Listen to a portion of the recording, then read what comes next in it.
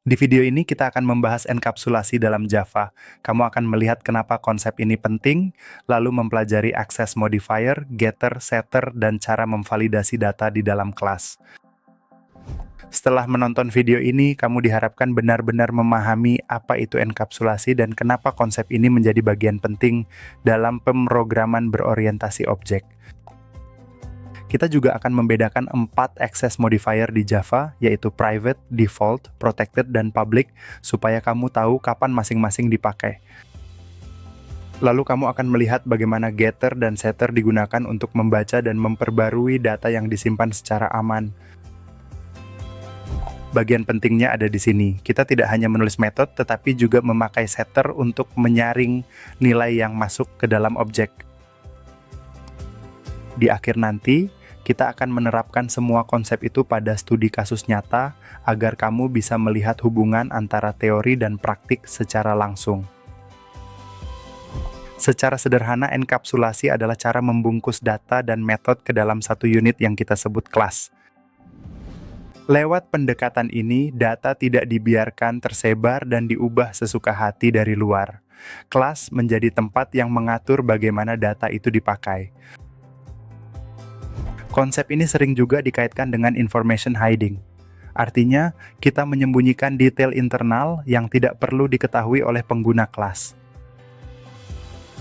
Bayangkan kapsul obat. Dari luar, kamu melihat bentuk yang sederhana, tetapi isi dan proses di dalamnya tidak perlu kamu urai untuk bisa menggunakannya. Atau bayangkan dashboard mobil. Kamu cukup memakai setir, pedal, dan tombol yang tersedia tanpa harus mengendalikan mesin secara langsung. Begitu juga dengan objek dalam Java, pengguna objek berinteraksi lewat antarmuka yang disediakan, bukan lewat seluruh detail internalnya. Jadi inti enkapsulasi bukan sekadar membungkus kode, tetapi mengatur batas antara apa yang boleh diakses dari luar dan apa yang tetap tersembunyi di dalam kelas. Alasan pertama memakai enkapsulasi adalah menjaga keamanan data. Tidak semua data di dalam objek seharusnya bebas dibaca atau diubah dari mana saja. Kalau akses dibiarkan terbuka, nilai penting bisa berubah tanpa kontrol. Akibatnya, objek bisa masuk ke kondisi yang tidak valid dan sulit dilacak sumber masalahnya. Dengan enkapsulasi, kelas punya kendali penuh atas perubahan nilai. Setiap perubahan bisa diarahkan lewat aturan yang sudah kita tentukan. Ini penting saat sebuah atribut tidak boleh menerima sembarang input. Kelas bisa memeriksa dulu, lalu memutuskan apakah nilai baru layak disimpan atau harus ditolak. Manfaat berikutnya ada pada fleksibilitas. Kita bisa mengubah cara kerja internal kelas tanpa memaksa bagian lain dari program ikut berubah total. Misalnya, hari ini sebuah nilai disimpan langsung. Besok mungkin kita perlu menambah validasi, logging, atau perhitungan tambahan sebelum nilainya dipakai. Karena aksesnya sudah dibungkus lewat metode yang terkontrol, perubahan di dalam kelas tidak merusak cara bagian luar berinteraksi dengannya. Sekarang kita masuk ke access modifier. Di Java, modifier ini menentukan dari mana sebuah atribut, metode, atau kelas bisa diakses. Modifier pertama adalah private. Anggota yang private hanya bisa diakses dari dalam kelas yang sama. Lalu ada default, yaitu saat kita tidak menulis modifier apapun. Aksesnya terbatas pada kelas lain yang masih berada di package yang sama. Berikutnya protected. Modifier ini bisa diakses di package yang sama dan juga oleh subclass meskipun subclass itu berada di package yang berbeda. Yang paling terbuka adalah public. Kalau sebuah anggota dibuat public, maka anggota itu bisa diakses dari mana saja selama memang terlihat oleh program. Kalau diringkas, urutan akses dari paling ketat ke paling longgar adalah private, default, protected, lalu public. Dalam praktiknya, kita tidak memilih modifier secara acak. Kita memilihnya berdasarkan seberapa banyak akses yang benar-benar dibutuhkan. Semakin sempit akses yang bisa diberikan dengan aman, biasanya itu pilihan yang lebih baik karena desain kelas jadi lebih terjaga. Itulah kenapa memahami access modifier sangat penting sebelum kita menulis getter dan setter. Dalam praktik enkapsulasi, atribut kelas umumnya dibuat private. Tujuannya bukan mempersulit akses, tetapi melindungi data dari perubahan langsung yang tidak terkontrol. Kalau sebuah atribut dibiarkan publik, kode dari luar kelas bisa mengubah nilainya kapan saja. Kelas kehilangan kesempatan untuk memeriksa apakah perubahan itu aman. Saat atribut dibuat private, akses langsung dari luar kelas ditutup. Ini memaksa pengguna objek memakai metode yang memang disediakan kelas. Disinilah kontrol mulai terbentuk. Kelas menentukan kapan data boleh dibaca, kapan boleh diubah, dan aturan apa yang harus dipenuhi. Jadi private adalah fondasi awal dari enkapsulasi. Tanpa pembatasan ini, getter dan setter kehilangan sebagian besar fungsinya. Karena itu, kebiasaan yang baik dalam Java adalah memulai dari akses paling ketat, lalu membukanya hanya jika memang diperlukan. Setelah atribut dibuat private, kita tetap butuh cara untuk berinteraksi dengan data itu.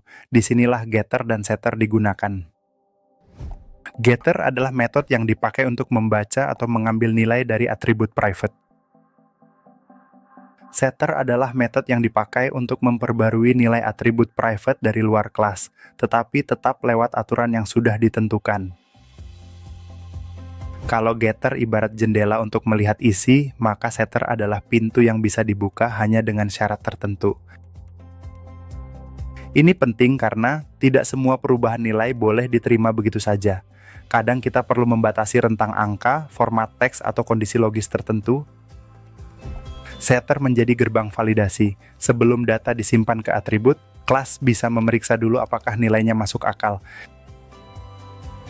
Jadi getter dan setter bukan sekadar pasangan metode standar, keduanya adalah cara kelas menjaga akses tetap rapi, aman, dan mudah dikelola.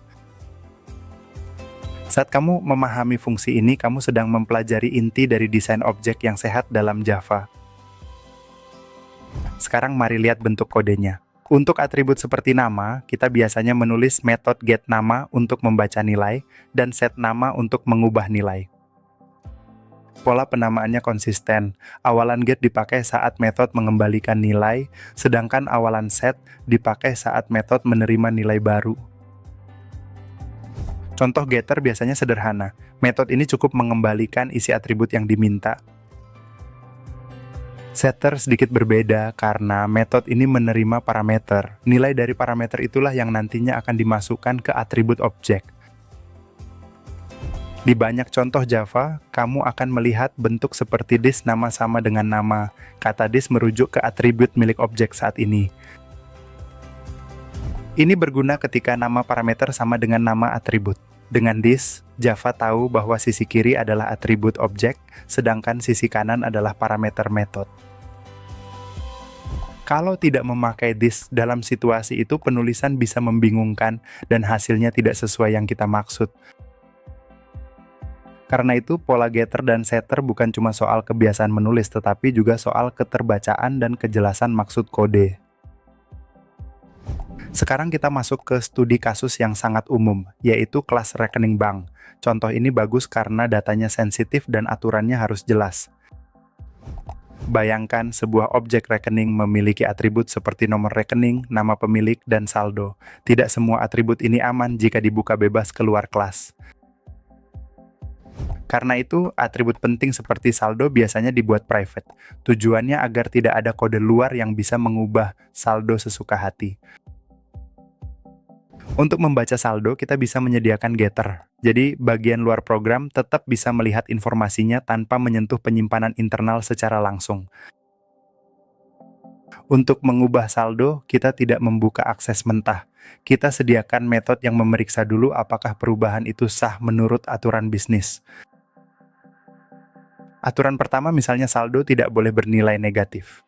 Kalau ada input yang membuat saldo menjadi minus tanpa alasan yang benar, kelas harus menolaknya. Aturan kedua muncul saat penarikan. Uang hanya boleh ditarik kalau saldo yang tersedia memang mencukupi. Kalau seseorang mencoba menarik lebih besar dari saldo yang ada, metode penarikan tidak boleh memprosesnya. Inilah bentuk nyata perlindungan integritas data. Perhatikan yang terjadi di sini. Aturan bisnis tidak diletakkan di luar secara acak, tetapi ditanam langsung di dalam kelas agar selalu ikut bekerja. Dengan desain seperti ini, rekening bank tetap aman, logis, dan konsisten meskipun dipakai oleh banyak bagian program yang berbeda. Mari fokus pada contoh validasi di dalam setter. Misalnya sebuah setter untuk saldo hanya boleh menerima nilai 0 atau lebih besar. Saat nilai baru dikirim ke setter, metode tidak langsung menyimpannya. Setter akan memeriksa dulu apakah nilainya memenuhi aturan yang sudah ditetapkan. Kalau nilainya negatif, setter bisa menolak perubahan itu, menampilkan pesan, atau mengabaikannya sesuai desain program. Dari sini terlihat manfaat keamanannya. Program tidak mudah rusak hanya karena ada input yang keliru atau penggunaan objek yang ceroboh. Ini juga membantu mencegah human error. Kesalahan dari programmer lain atau dari alur program lain bisa dihentikan sebelum mengotori data objek. Jadi hubungan antara enkapsulasi dan validasi sangat langsung. Kita menyembunyikan data, lalu membuka aksesnya hanya lewat pintu yang bisa menjaga kualitas data tersebut. Mari kita rangkum inti pembahasannya. Pertama, privat melindungi atribut agar tidak diakses dan diubah langsung dari luar kelas. Kedua, getter dan setter memberi jalur akses yang lebih terkontrol. Data tetap bisa dibaca dan diubah, tetapi lewat metode yang memang dirancang untuk itu. Ketiga, enkapsulasi membantu menjaga integritas data karena aturan bisnis bisa ditanam langsung saat proses perubahan nilai terjadi. Artinya, kelas bukan hanya tempat menyimpan data, kelas juga menjadi penjaga logika yang memastikan data tetap valid. Kalau kamu memahami 3 poin ini, kamu sudah punya fondasi yang kuat untuk menulis kelas Java yang lebih aman dan rapi.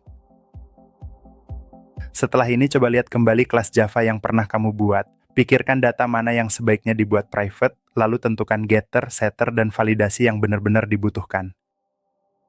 Semakin sering kamu melatih pola ini, semakin kuat juga cara kamu merancang objek yang aman dan mudah dirawat. Terima kasih sudah belajar bersama. Semoga materi ini membuat konsep enkapsulasi di Java terasa jauh lebih jelas dan siap kamu praktikkan.